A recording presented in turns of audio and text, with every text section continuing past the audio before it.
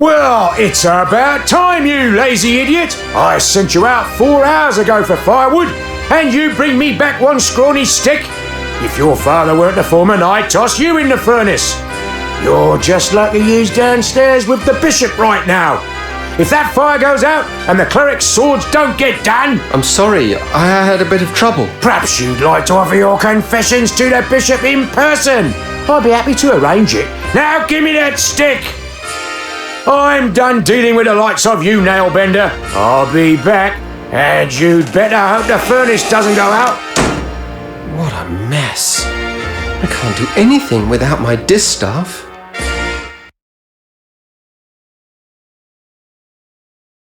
That straw looks awfully comfortable, though. Oh, it must have a sleep draft woven into it. Imagine frightening a poor defenceless old thing like me. Caw.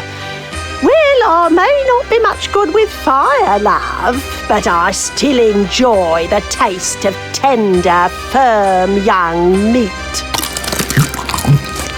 One blasted stick of wood left, curse that lad. 10,000 swords to forge, and the furnace is about as cold as my chances for promotion. I don't believe this. Real nice of that Weaver kid. Just wait until his turn comes. I'll be waiting for him on the outside. Oh dear, that means trouble. If Elder Atropos saw his staff treated so, he'd have something to say about it. You could be sure of that. Careful now, old bird. Let's not singe the feathers.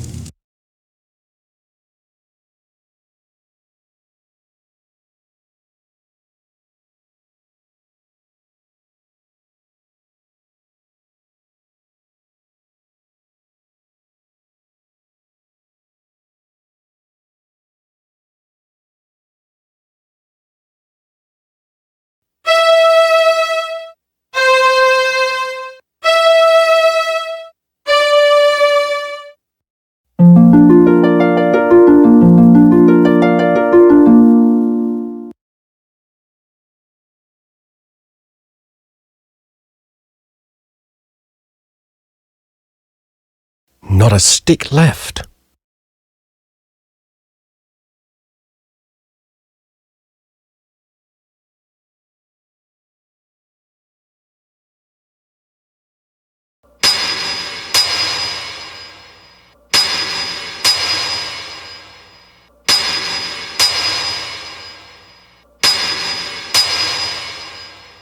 It's too noisy to spin any drafts in here.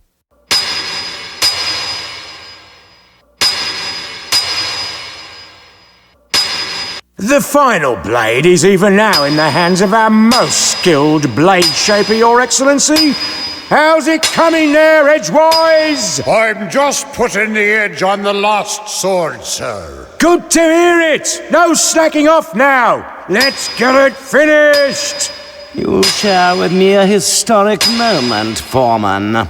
The forging of the 10,000th sword marks the end of our preparations. How much longer must I wait?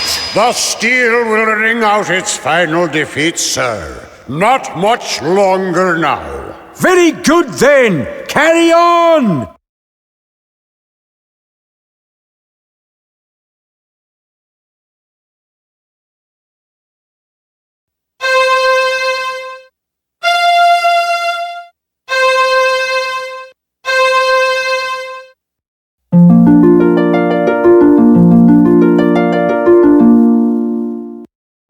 What?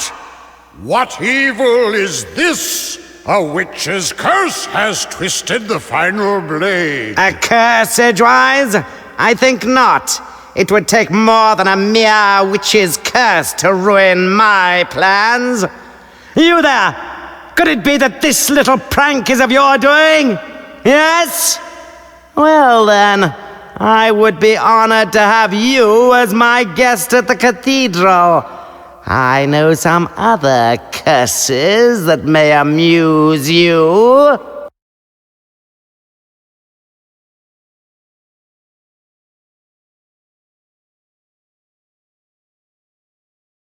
I'm getting really tired of this. Allow me to introduce myself.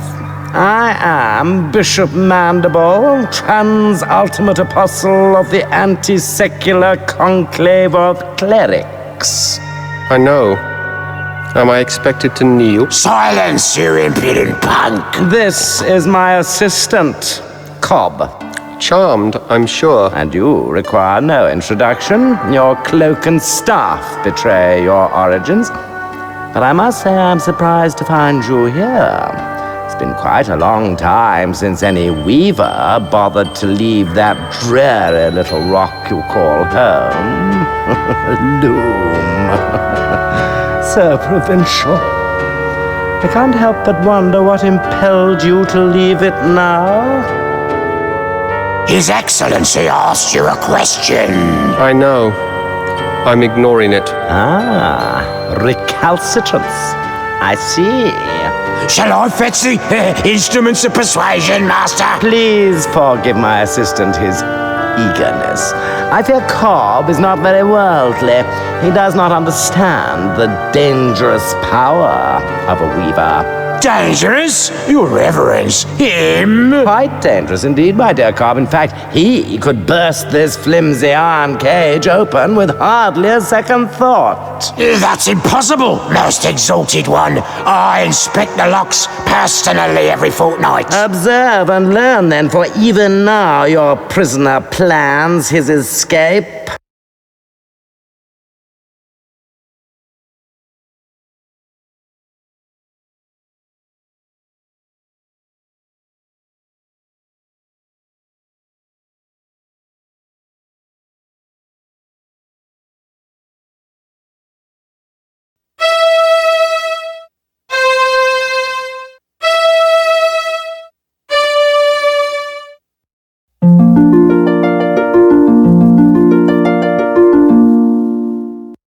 You see, Cobb? An elusive breed, these weavers. Fortunately, however, they're quite helpless without their weaving sticks. That distaff will never work for you. Oh, no, my young friend, you're quite wrong about that. Come, let me show you why. Consider the common graveyard. There, the boundary between the living and the dead is indistinct. Every graveyard's like that, so? Now, imagine what might happen if this delicate boundary were to be somehow breached, torn open, so to speak. It's not that simple. You can't just rip the pattern apart like an old rag. But it is that simple, my boy, and I can. I have only to lift this rod, and the legions of the dead will stream forth onto the plane of the living. A vast army of the dead, nourished by the shepherd's flocks, armed by the artisanship of the blacksmiths, guided by the glassmaker's sphere. All under the spiritual leadership of one supreme commander, me! The final hour is now at hand. The age of the clerics is upon us. I have preparations to attend to, Cobb. Don't let this boy out of your sight. He is to touch nothing. Do you understand me? Perfectly, Your Excellence. Lord Mandible, ruler of the universe. I do like the sound of it. I'll have to change my stationery. You're not so dangerous now then, are you?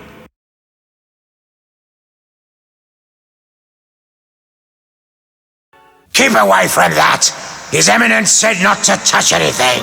I wasn't going to touch it. Just looking, Cobb, that's all. Just looking, eh? Well then, perhaps we can do a bit of a trade.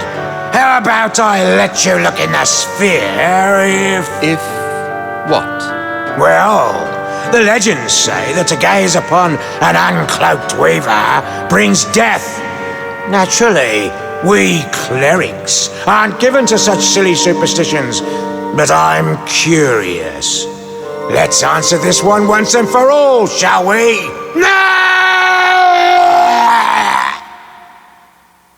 May we have some quiet, please? I can't even begin to invoke the dead with all that screaming. Well, he can't say he wasn't warned.